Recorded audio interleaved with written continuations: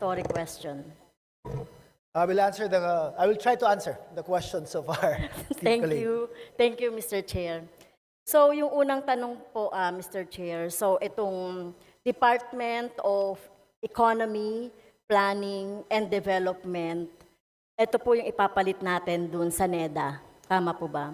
Tama So, po, Mr. Speaker. yes, makikreate.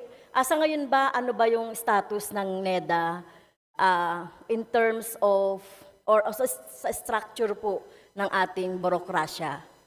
Ang NEDA ngayon ay isang authority lamang na created by Executive Order number 230, if I'm not mistaken. Okay. Series of 1987 po. So gusto natin siyang gawing full-blown na department. Tama? Yes po, yan po ang target ng bill na to. Okay. Sa composition po ng NEDA sa ngayon, Mr. Chair, so NEDA is under the Office of the President, right? And Yes, And Mr. it is a member of, kasi mahalaga yung papel niya sa budgeting, policy making. So, under siya nung DBCC. Or part of the DBCC. Ang DBCC po is under NEDA. Okay. NEDA board. Sorry. So, sa NEDA po sa ngayon, ilan po ang, I know, mayroong mga undersecretary. Aside from the chief or yung chair ng NEDA, meron tayong mga secretary ng NEDA. Tama ba? Secretary ba or chief? Ano ba Secretary tawag po. natin ngayon kay Mr. Balisacan? Secretary po. Okay, so secretary. We have how many undersecretary? May 3 undersecretaries Okay, and assistant secretary. at 5 assistant secretaries po. 5 assistant secretary. In this, Mr. Chair, Mr. Speaker, so in this new composition, itong department, there would be 5 USECs and 5 ASECs. At least, yan nakalagay kasi dito sa bill natin, Mr. Chair, at least, so ibig sabihin, pwede pa yung dumami. Ang target po ng bill, Mr. Speaker, is i-mirror din natin yung composition ng DBM at Department of Finance. Ang Department of Finance may 5 undersecretary at 5 assistant secretary. Ang DBM, same din. May 5 undersecretary at 5 assistant secretary.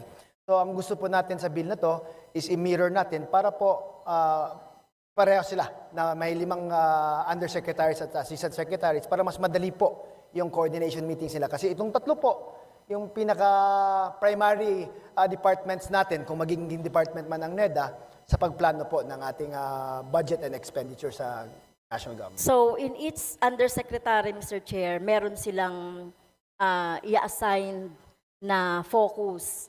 Like for example, nakita ko kasi dito, no, yung tungkol sa council, yung tungkol doon sa economy, tsaka yung policy making. So, yun po ba yung magiging trabaho ng mga USEC? Parang may different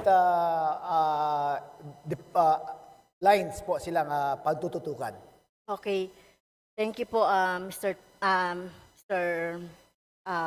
Consor.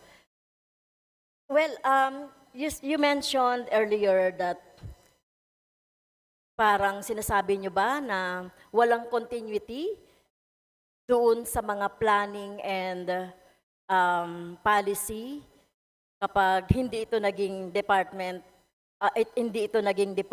tama ba yun? Kailangan ba siyang maging department para mag-continue yung mga programs, policies, wherein meron din naman tayong, di ba, ginagawa nila yung Philippine Development Program. So, nagko-continue naman yan kapag, di ba, wag lang yung babaguhin. So, ibig ba sabihin na hindi na rin mababago? Kasi kahit naman na may Department of Public Works and Highways, kung gusto ng presidente na hindi ituloy o ituloy ang isang programa or isang infrastructure, nawawala din. So, hindi ko lang ma-reconcile yung kailangan natin magkaroon ng department ng economy, planning, and development para magtuloy-tuloy yung planning. Eh, meron naman na tayong mga existing na policy ng government through the Philippine Development Plan, yung mga LEDAC din in the legislation na itinutuloy-tuloy naman yon. So, ano po ibig sabihin na, Mr. Chair? Ang ibig po sabihin na, Mr. Speaker, my dear colleague, is that gusto nating ma-institutionalize ang mga palisiya ng NEDA para po hindi siya ma-change nga, sinasabi natin. Why? Because NEDA as of now is just an authority. No? Hindi siya department. No? While it is true na essential siya sa pagplano po kung anong gawin natin to achieve a certain goal, mas better po kung NEDA is placed on equal footing with the other economic departments, no, na like DOF and DBM, para po mas may siguro mas may authority din po yung mga suggestions niya at mga policies na gusto nilang ma-implement. Yan po ang reason na bakit natin gusto i-elevate into a department level ang NEDA. Yes, pero Mr. Speaker, hindi ba nagagawa yun ngayon ng NEDA? Na napupurso naman yung mga policies on economy and development kahit na hindi sila naka-department. Meron naman po. Actually, it's functioning naman as such. But dito sa bill na to, dinagdagan po natin yung powers ng NEDA. For example po, itong planning call na sinasabi natin. No? Ang dati walang authority si NEDA to call for the planning call. No? Dati ang alam lang natin is the budget call. Ngayon, gusto natin na ma-institutionalize itong planning call na to para pagplanuhan ng maayos before budgetan ng DBM, ano man yung mga priority projects ng ating gobyerno. And that is why I think it is important na mapasa tong bill na to kasi nandyan po sa bill na bibigyan sila ng authority, tawagin yung ibang mga ahensya para pagplanuhan ng mabuti po kung ano man yung mga proyektong gagawin for the next year or years para it will be aligned with a certain vision and in accordance with the framework that will be established by NEDA. So ngayon po hindi po yun nagagawa. Walang authority to call for a planning call po. Well, tama ba yun? Kasi nakita natin, Mr. Speaker, yung NEDA naman, pag tinatanong naman natin sa mga, yung mga policy, yung mga plans for our economy and development, meron naman yan. In fact, di ba, meron nga po tayong, kahit na hindi naman nagko-convene or nire-convene ng isang department, ay parang, kumbaga, meron namang mandate ang mga departments to go together, including yung mga related departments to come together and plan for our economy. So, hindi po ba yan nagagawa sa ngayon? Kung titinan po kasi natin yung executive order creating NEDA, ang NEDA po talaga is just a secretariat. Parang staff service lang po sila of the NEDA board. No? Kaya although may mga research sila, may mga feasibility studies silang ginagawa, but ang role talaga nila is merely secretariat under the EO po.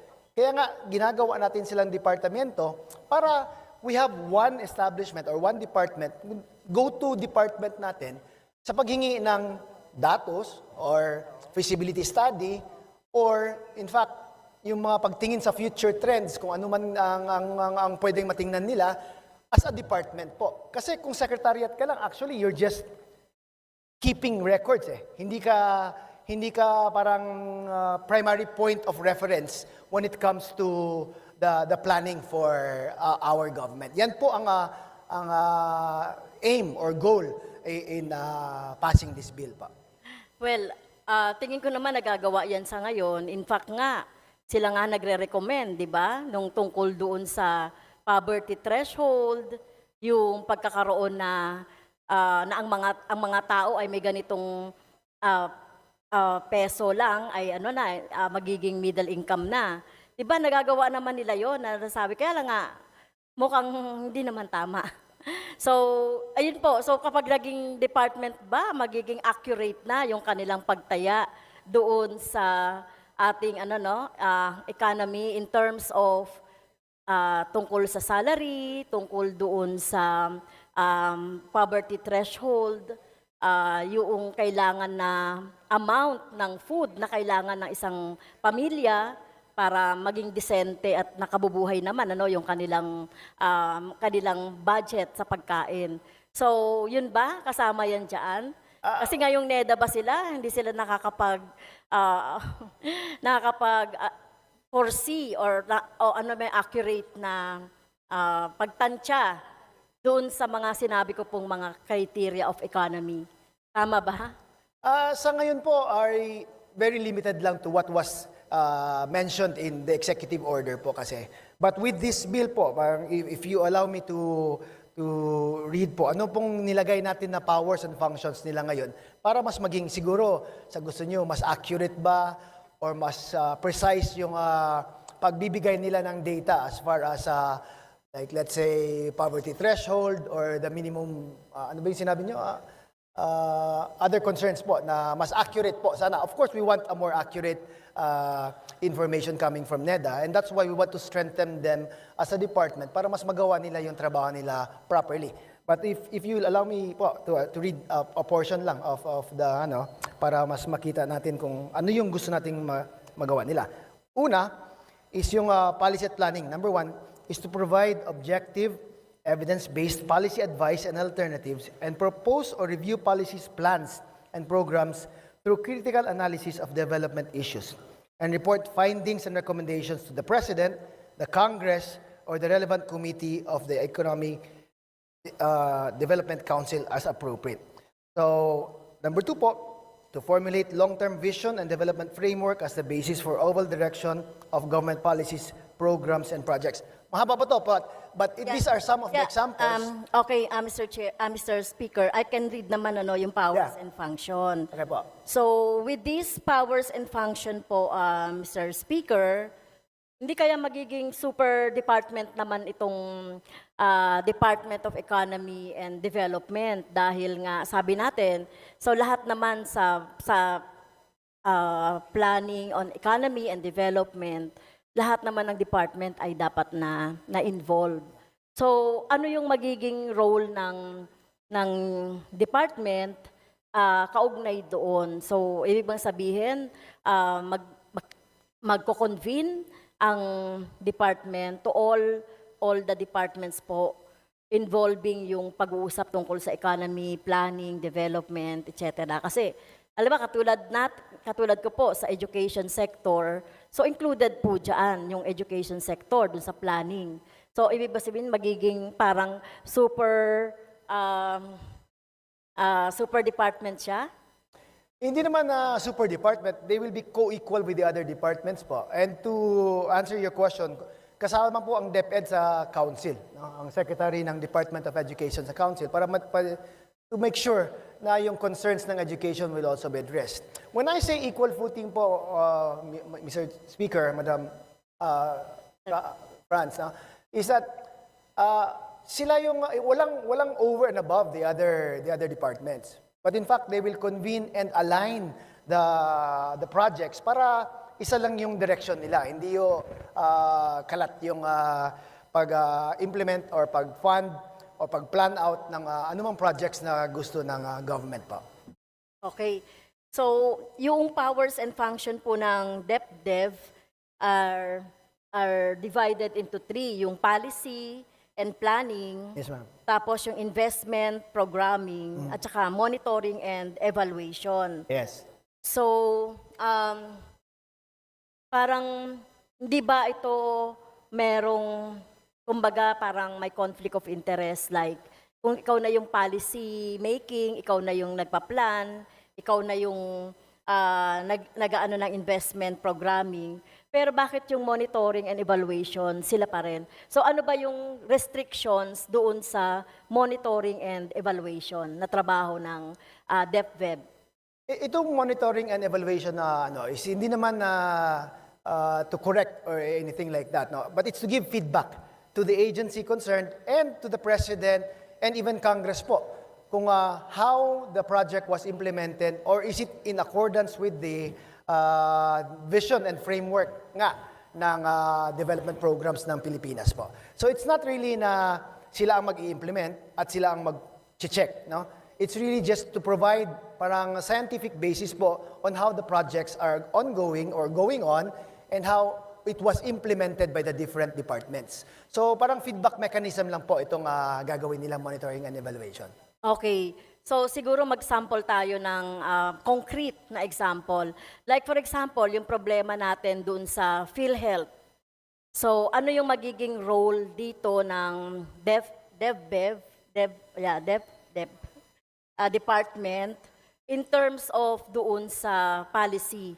So, ang ibig sabihin, mag-aano rin sila, mag-create din sila ng policy and planning as regards to kung paano po yung doon, paano po yung paggamit ng PhilHealth, yung budget, subsidy, programs, etc. So, paano po yung magiging role dito ng new department po? For one po, they can give recommendations po on how the funds should be spent or if there needs to be additional subsidy that will be given to PhilHealth. Yan po ang role nila. So parang ang DepDev is titingnan natin as parang repository po of information that can be used by our policy makers in determining how to proceed with a particular project like sa example niyo po, itong PhilHealth na to. So, it's going to be evidence-based. It's going to be based on feasibility studies and other data-based na information para mas factual po yung pag-proceed ng other departments who may need this information from NEDA. So lahat po ng department, na existing department, magre-review sila at magre-recommend po noong policy, nung lahat ng mga department. Yes, partly po, yes. Okay, so kaya nga sinasabi ko, no, parang super department ito na magtitingin o mag-oversee, no, magmo-monitor, mag-evaluate ng mga policy and the implementation ng mga bawat department. Being co-equal po, all they can really do is provide this information for the use of the council. Ang council naman po is going to be headed by the president and the other cabinet secretaries of the different departments that are included in the council. So it's not like DepDev will be parang telling them what to do. It's really just providing the information that they may or may not use in the policies that they will be implementing. Okay, so nakalagay kasi dito, ang nakalagay kasi dito, no, parang yung powers ng president over them din po.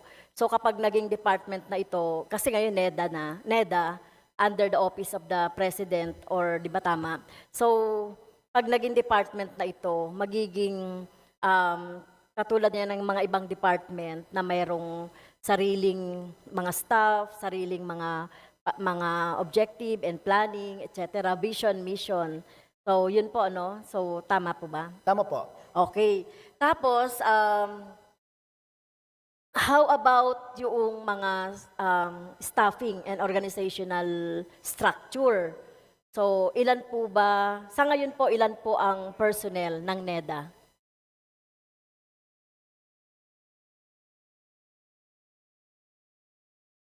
Almost 1,200 po.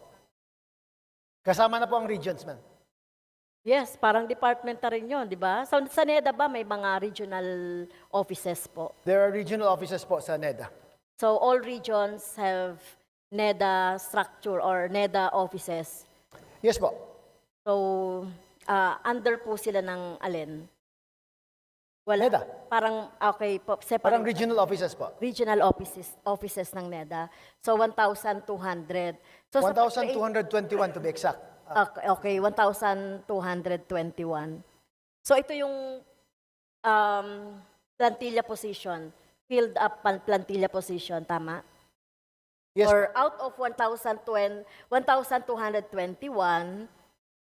ilan po dyan yung filled and unfilled? All of the positions are filled up po. Okay. So, pag na-create po yung department, so magkakaroon ng expansion. So, ano po yung pinoproject na staffing or personnel ng bagong created na department? Before their creation, nag-request na sila ng additional 170 employees. Okay. After the creation, walang additional requirements. Okay. So, additional, no, 170. Yes po. Okay. So, dito naman po tayo sa mga regional offices, Mr. Speaker, ano naman po yung magiging kaibahan ngayon nitong department na i-create natin sa mga functions ng regional offices as with the existing NEDA in regional offices? Sa regional offices po, almost the same. May konting strengthening lang sa other functions nila, including dun sa upgrading ng skills and development, capacity building ng LGUs within their regions and the regional office itself. Okay, thank you, Mr. Speaker. And then yung mga, so nakalagay dito, Mr. Speaker, yung attached agency ay PSA at saka yung Philippine Statistical Research and Training Institute. So as of now po ba, saan po ba yung PSA? Under the OP, right? It's under NEDA po, yung Ay, PSA. Under the NEDA? Etong PSA? Yes, ma'am. Okay, so under the NEDA. And then, may mga agencies din created, following agencies na magiging attached niya ay Philippine Institute Develop PIDS, CPD, and DAP. So, saan po ba ito ngayon? Etong PIDS, CPD, and DAP? Lahat sa NEDA po, sila ngayon. And will remain as is after this bill is passed. And also the the Public-Private Partnership Center? Under Yes the po. NEDA rin siya? Sorry. Tama po. Okay. So, thank you po, no? Ilan na lang na mga clarification, Mr. Speaker. So, meron po bang, initial na budget requirement? ngayon, No, na no, Mr. pinoproject. Speaker, they'll just use what has been provided for them sa current na request ng NEDA. Okay, thank you po.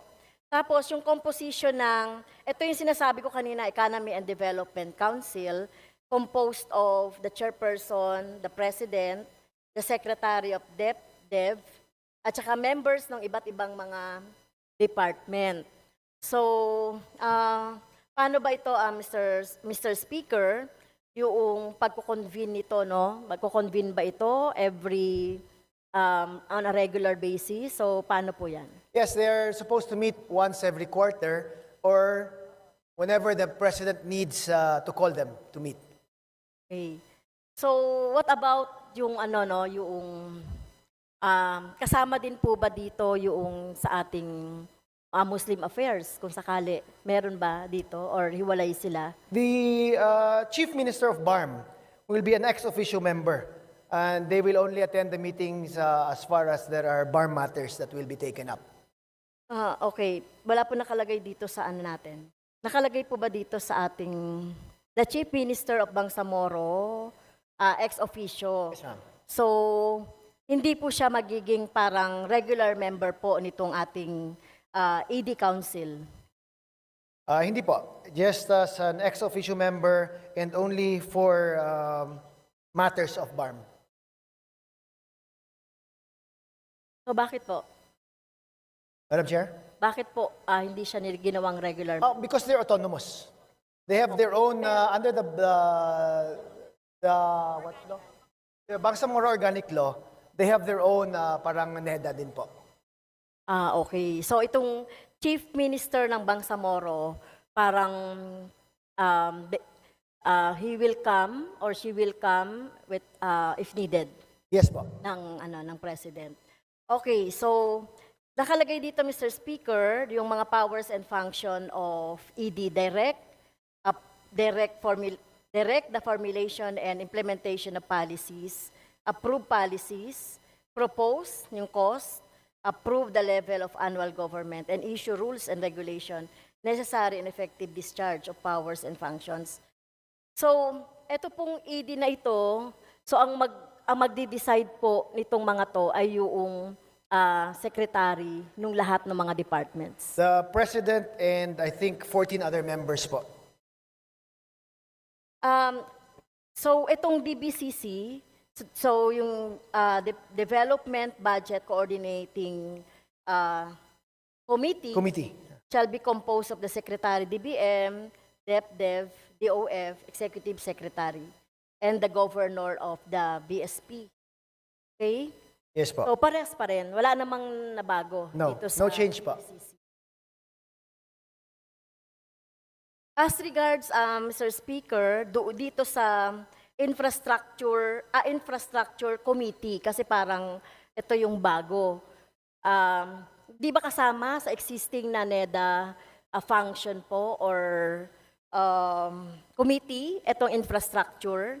Bakit napunta po yan doon sa bagong department natin? Actually, it's an existing committee under NEDA po. Okay. Infracom. Ang dinagdag lang under the bill is in-include natin yung DENR Secretary, DSUD Secretary, at saka DILG Secretary.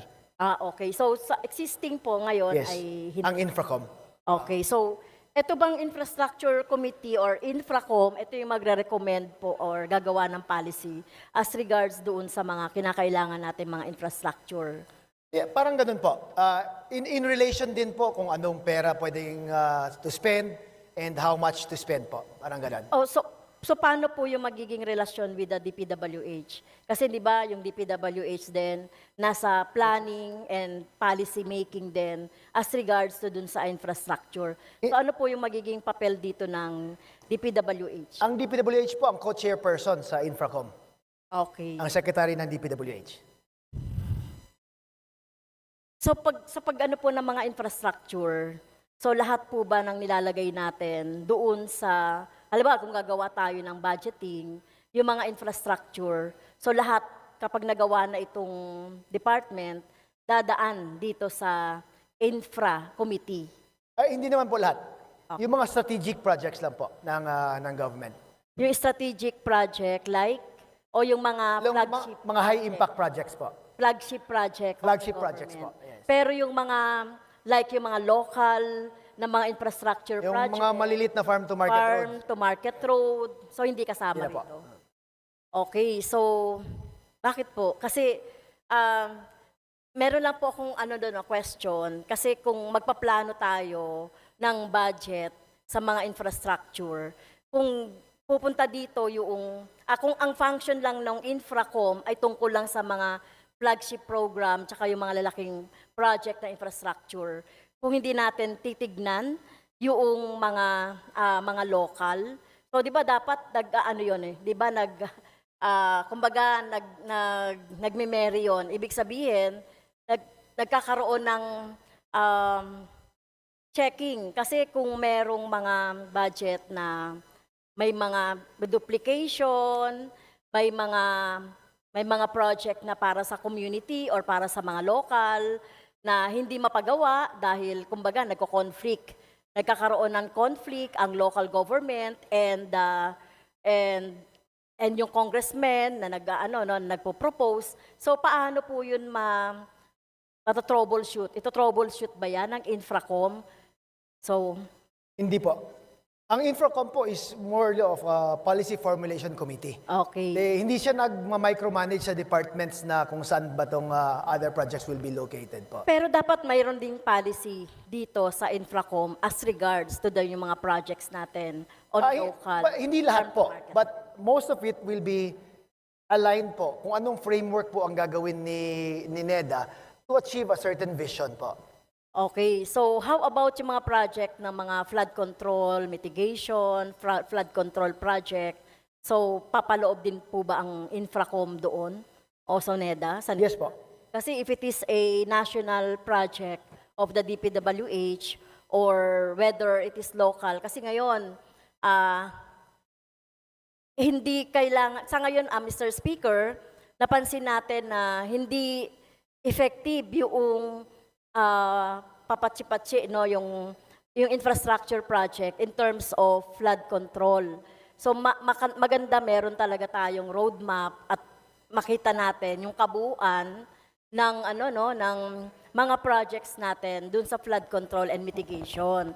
So nagwo-worry ako kapag hindi naman dadaan sa NEDA for scrutiny, monitoring, evaluation, for recommendation. So, mangyayari dyan, magkakanya-kanya, di ba, yung mga infrastructure project. Kaya, nangyayari ngayon, ang laki ng mga binabudget natin sa mga infra, pero hiwa-hiwalay siya, wala siyang isang plan na katulad ng ibang bansa na talagang planado yung kanilang mga infrastructure project, even at the local level. Tama po, yung master plan po, dadaan po sa Infracom, but not the individual projects na po, na maliliit. The master plan po has to be approved by the Infracom. And this maliliit na project should be consistent with the master plan. That should also be consistent I-check with the ba master yun, plan, but hindi na po part ng NEDA responsibility to check the individual projects po. Pero dadaan po yan doon sa... So dapat nagko-coordinate yan or I mean,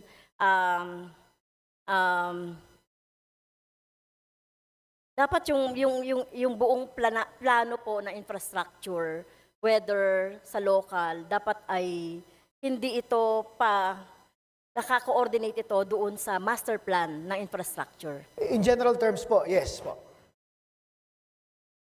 Oh, meron dito, Mr. Speaker, about the National Land Use Committee. No? Ito ba bago na committee? Sa Luma na NEDA po, or, luma na committee din po. or existing na siya? Yes, existing. ma'am. Okay, so ano lang yung bago dito, Mr. Speaker? May bago ba siya na ano? And Tariff and Related Matters Committee. Bago po ba ito? Section 32? Yung Section 33 po, kung luma, ano po yung kinaibahan niya doon sa existing NEDA? Yung sa National Land Use Committee po, may changes lang po in terms of the membership. Binawasan po yung membership ng Land Use Committee. But the functions are almost the same po. Okay. How about, Mr. Speaker, yung Section 32, Tariff and Related Matters?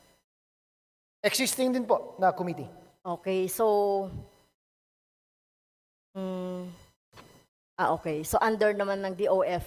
Under naman ng DOF yung BIR tsaka yung DOC. Tama po, no? Yes, ma'am. Oh. So yun, yung Regional Development Committee o yung RDCOM, so iba naman po ito. Kasi kung meron tayong regional offices, meron tayong Regional Development Committee.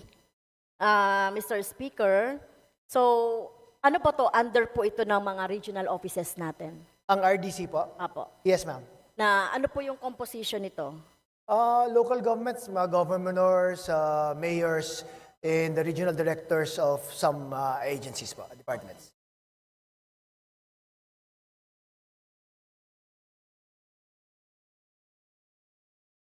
So, yung last na po, ano? So, wala pong, sa pag-create po ng department, so may ensure po ba tayo ng distinguished sponsor, Mr. Speaker, na walang madi-displace ng mga workers or employees natin? So, ano po ba yung nakalagay dito sa, ano? Separation.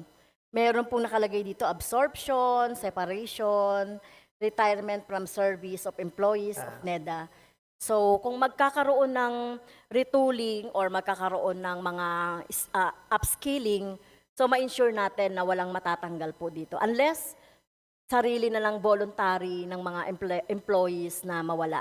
Wala tayong tatanggalin o madi-displace. As of now, wala pong plano to remove anyone or replace anyone po. In fact, kulang pa nga sila. That's why they're requesting for 170 new positions. Okay. I take your words for that, Mr. Speaker. Gusto ko lang ma-put into record na walang matatanggal na trabaho or walang matatanggal na empleyado sa pag-transition ng NEDA to this Department of Economy and Planning. Even before this bill was filed po, nag-request na sila ng 170 new positions sa DBM, and they will continue to do so, request the same after this bill is approved, if it is approved po. Okay. So, that will be my last question, Mr. Speaker. Thank you so much sa ating distinguished sponsor for the clarification. Thank you po. Thank you din po. Majority Leader. Mr. Speaker, may we now recognize the Honorable Representative Arlene